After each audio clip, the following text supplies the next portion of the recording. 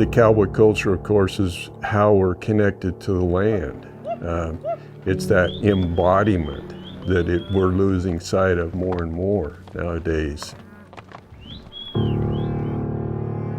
That living embodied life where we're connected to the animals, the land, and to one another. What the saddle represents probably depends on your perspective. The saddle really is the most representative piece of gear related to the cowboy.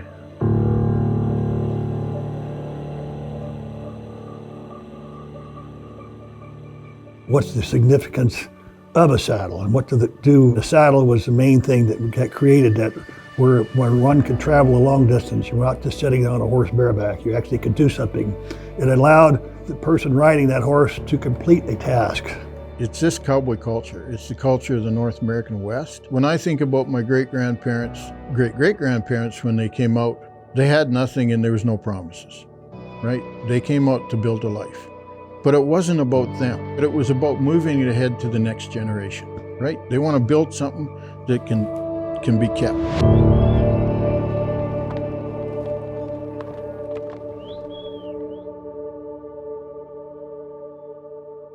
One of the key features of a well-built saddle is you have to start with the foundation, which is your tree.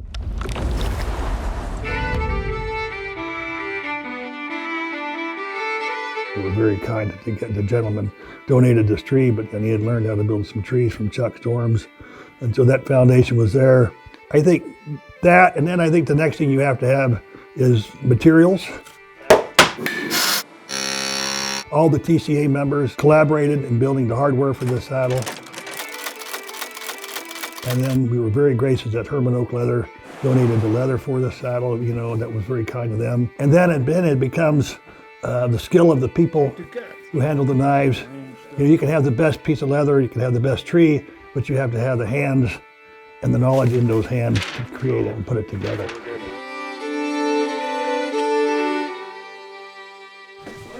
Good morning, gentlemen. I'd have been here earlier, but I couldn't get out of the bakery. Most of the good saddle makers that I know are mainly self-taught. This'll work. They may have got some of the basics from a job as an apprentice like I did, You just line the edges up. but mostly were self-taught.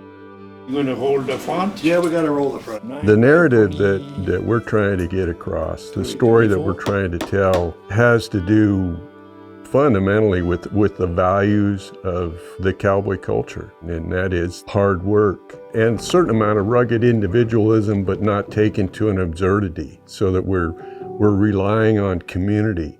With this build, you could say it's kind of almost like a microcosm of this narrative that we're talking about. A man has to know his limitations. Okay, where do I begin and where do I end? Where does my neighbor begin and end? And so we have our designated roles in this build. Hold that for me, please. That's a big part of how ranch country, farm country is operated from day one. It was a concerted effort among many different components to make this well-oiled machine hopefully work well in a sustainable way. And I think the next thing you have to have is materials. All the TCA members collaborated in building the hardware for this saddle. This line here you got is the ground seat or the top of the bars? I think the fun part was, you know, we have all worked before together, and so that was helpful. Well, around, so that's okay. Line up there. But there are 4 different personalities and 4 different styles, and it was like, what are you doing? So how you treat this deal now? Man, they do everything backward, those guys. There's lots of, we call this grunt work, which is common labor, don't require much skills. Yeah, maybe a little bit different, but still really good. Cut lining, glue the lining, edge, rub the edge slick, and all kind of stuff like that. Put the tapaderos together, which is shaping, pulling tanks together. I did the grunt work. With not by myself. We were a few guys doing the same thing. I grew up in a family of 4 brothers. There was a rodeo 5 miles up the road from my house every Saturday night. We went to it every Saturday night. Bought horses and built a rope and pen at my house, roped every day. My oldest brother bought a Tandy leather kit, which was my first smell of neat lac, which neat lac is a leather lacquer that smells really good. Didn't affect me at all. Kind of a deal, you know. He got this Tandy leather kit, which piqued my interest in leather. And when I was still in high school, I put a padded seat in my own saddle. It was a terrible job, but it was my first work doing that. And then when my brother, a year older than me, decided to go to saddle making school, when he graduated high school, I didn't even know that existed. But my parents didn't want him to go by himself, and so they asked me if I'd be interested in going with him to Amarillo. And I was very interested because all I wanted to do was rope, and thought if I couldn't make a living roping, I could fall back on saddle making, which not really great plan either side of that. But I've been doing it that long, and so has my brother actually, and I still love it and still enjoy the smell of neat lac. I grew up with horses and wanted my life to be a horseman. But a big time wreck back in France kind of didn't stop me to ride, but stopped me to be a professional rider. And the next step was to stay close with this kind of person and people, was to be in a riding equipment. We're gonna put the fork with little scallop underneath with the little brass things, the old ways. Oh, you're doing it. It's like, I ain't touching it, man. And lucky me fall in love with that stuff way back in early 70s by meeting some people in Europe. When I was in France, I started with European style equipment. Then discovered the Western side of it and fell in love with it instantly. Went on my own for a few years and could not get to know. So how you treat this deal now? People to help me go bigger or more with more knowledge. So I came in the United States and got very, very lucky, find the right people, and this is it. I'm still here doing it. The function for me is the main idea of the saddle. After many years, you organize, you cut this and this and this, like a little bit like a house. You start with a foundation and this and that. And each piece is put together to the absolute best possible before the next one comes on and overlap. If you get a problem, the problem amplify itself, don't reduce itself. So you make sure you assemble those pieces the best as possible on each step.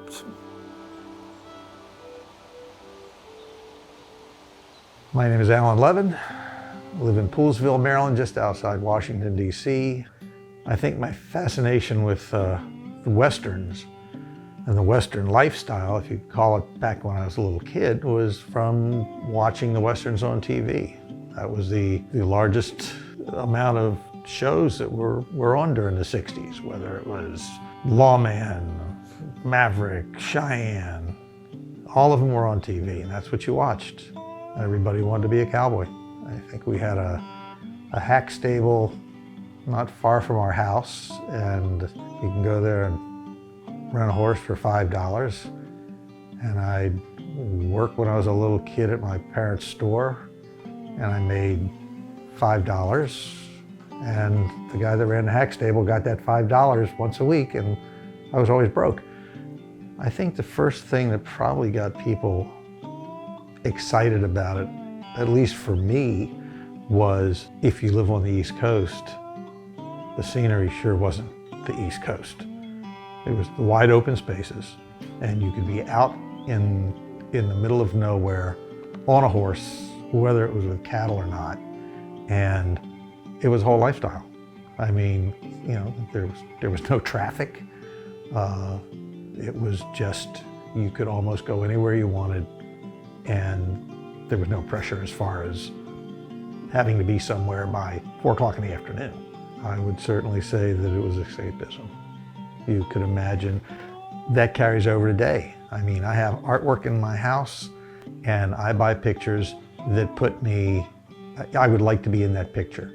I think if you take the group of guys in the TCA, there's probably a certain path that they take, and you can follow it from their first entry, and it's always stepped up every year. Whether it's a saddle where somebody takes one step that nobody's done yet, whether it's the carving on the silversmiths. If you look at the braiding is spectacular. At my age, I'm not moving out west. I would have loved to. That was always a dream, to have a ranch. I know at my age I'm not doing it. I'm tied to a family business, so it's a thing that I have to stay with. I've done everything I can to make what I have here make me feel that I am as west as I'm going to get. Most roping saddles, competition saddles, even working cowboy saddles had metal horns in, especially in Texas. And then the further north you get, the more wood post horns are what most of the northern saddle makers have covered. So I've covered tons of, I've made hundreds of roping saddles and covered hundreds of metal horns. So I was selected to cover the horn on this saddle was the first thing I did. Then as the saddle progressed, everything on the saddle was lined, as meaning you take a lighter weight piece of leather and glue it to the heavier piece of leather. So all the fenders were lined, stirrup leathers were lined, seat jockeys lined, housings were lined. I spread most all the glue on all of that and glued the pieces together, and then Carrie sewed it. And then I would trim the excess leather off the back of each piece.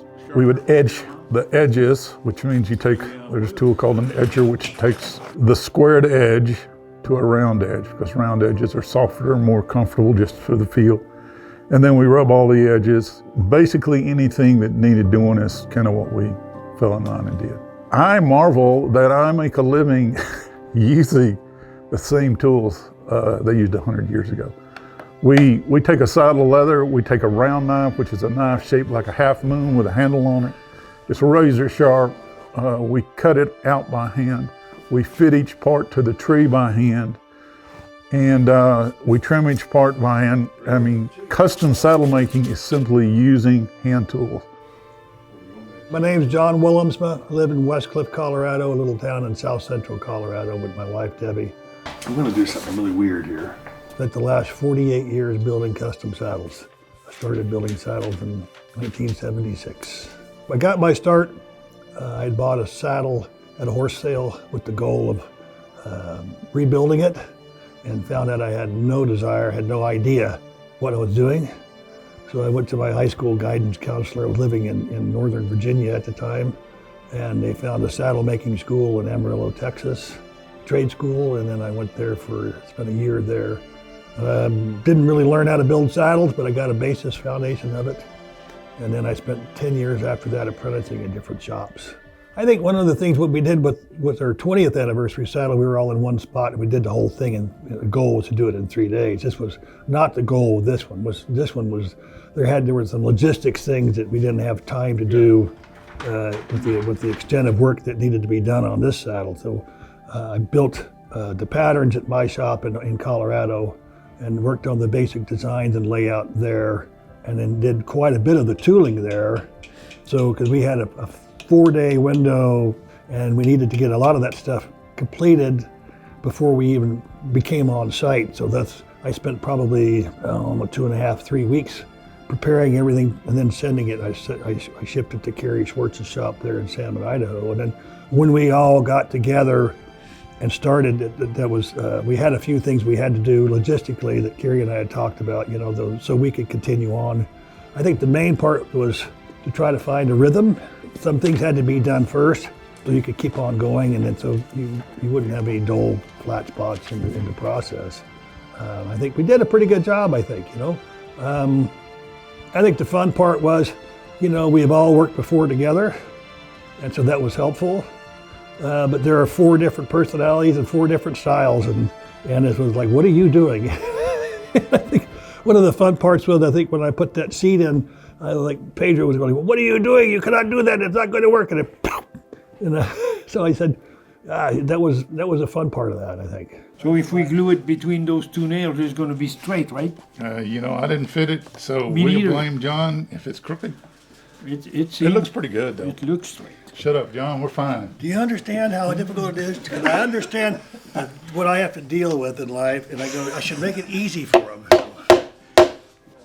When you're flower carving, I think you have to start, it starts with the pencil, and you have to start with an idea of what you like to do. When you flower carve with your tooling, you have to think about, your first thing is your moisture content in your leather. Then as you have the different tools, there is a process. There are tools you start with, there are tools that you finish with. I was thinking about how I had to honor Chuck Storms' work and the early California guys' work, and that was really important to me to use those simple tools, the tools that didn't complicate the pattern anymore.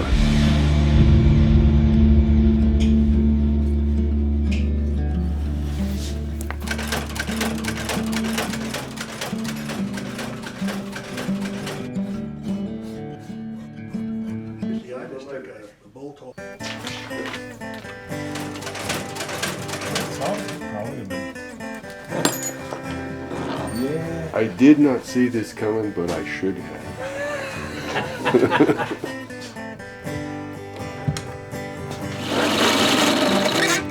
Morning coffee steaming in a battered old tin cup.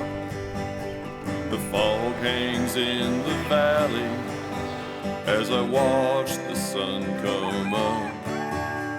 Swing into the saddle, time to start another day.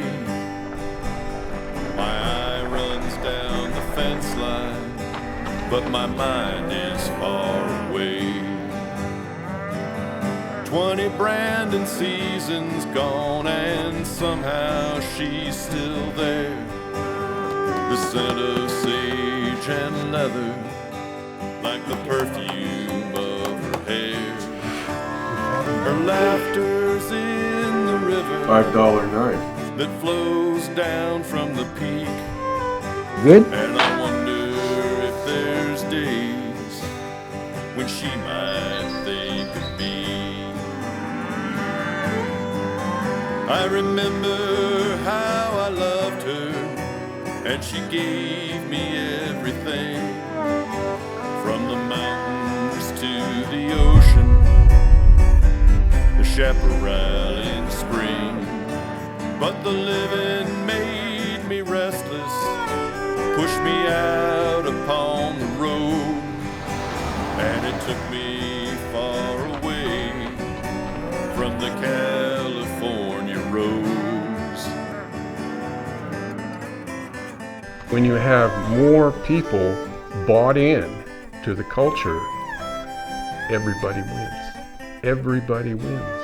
Whether it's that person who's every day in the saddle, or the saddle sitting on a stand in the great room. I rode the outside circle, it meant more to me than gold. I never sold my saddle, I never sold my soul. The choices that I made came hard, but I'm easy in my mind. I'm easy in the saddle, I guess it worked out fine. This old Visalia saddle gave me everything. The Santa Rosas down to paradise, the chaparral in spring. To you I may seem restless, but in my heart I know I've always been true to the California roads.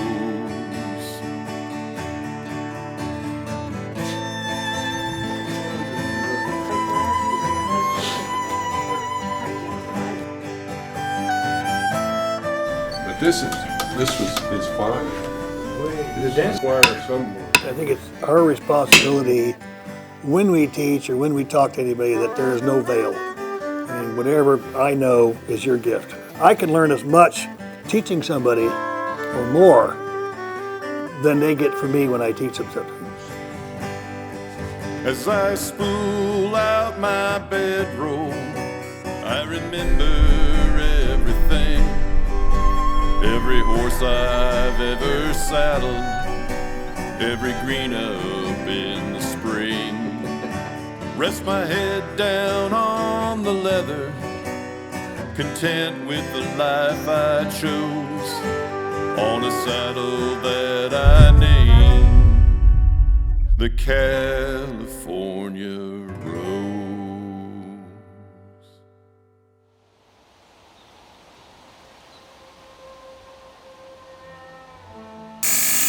My name is Jill Latno-Yamate. I currently reside in Madras, Oregon, originally from California.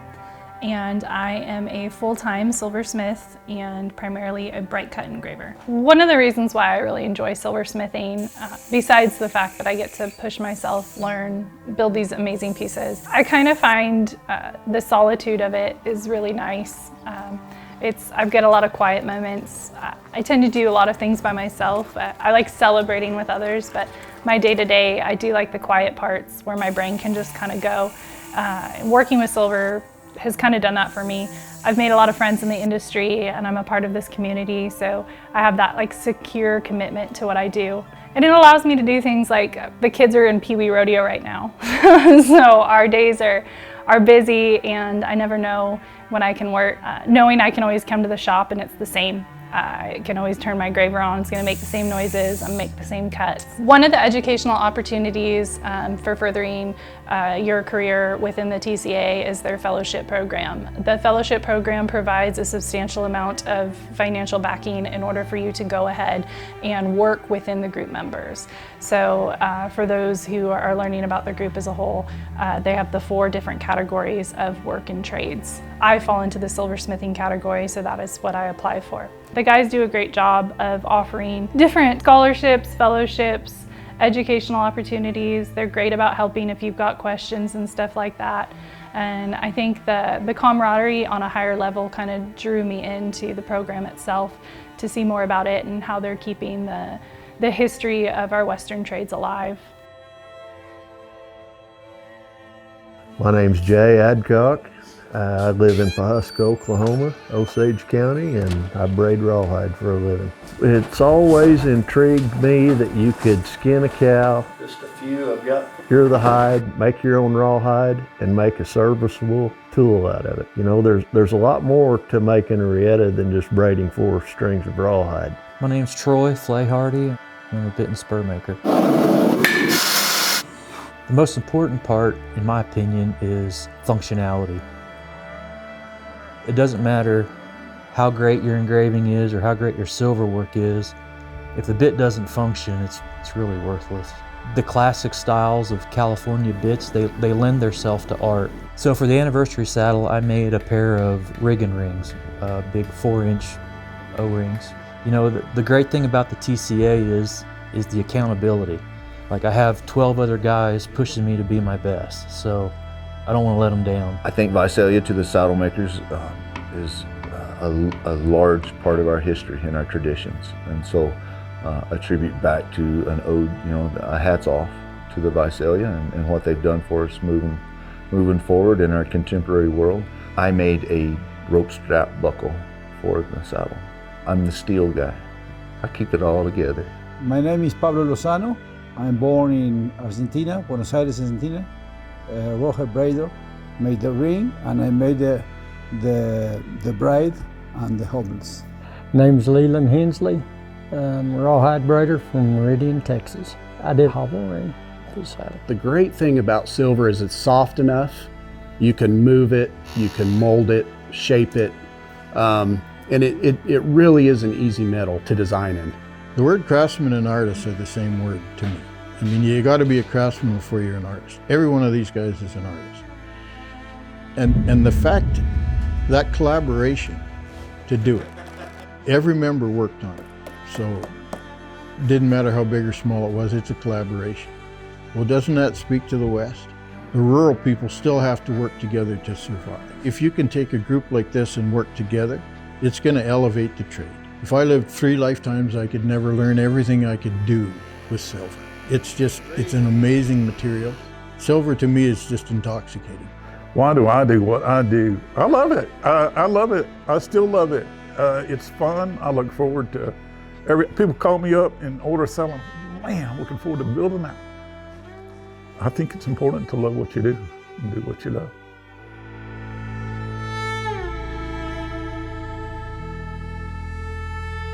I think the most important thing about the group is they're keeping something alive, or at least trying to keep something alive, that if they don't do it, it'll fade away.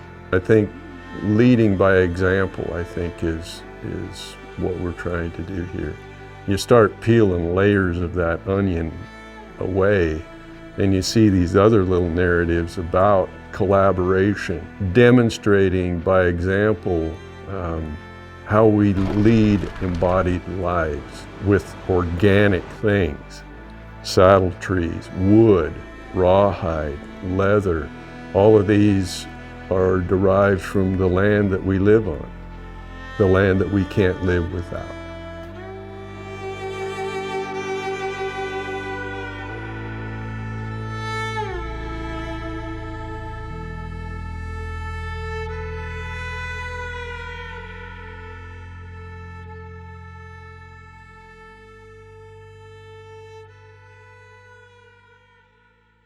It's kind of like a family reunion. It's actually better. I look forward to seeing everyone.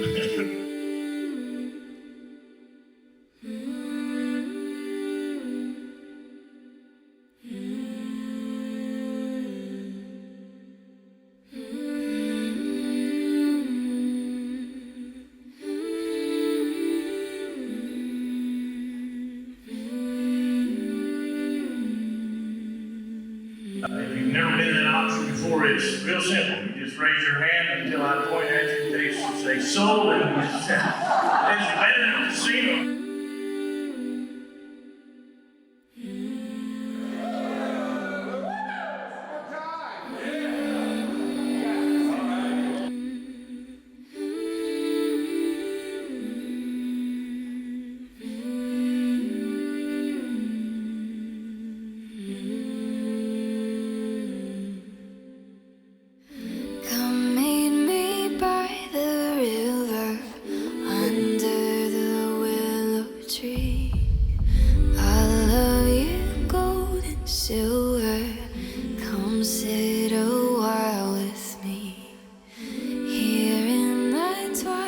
Sing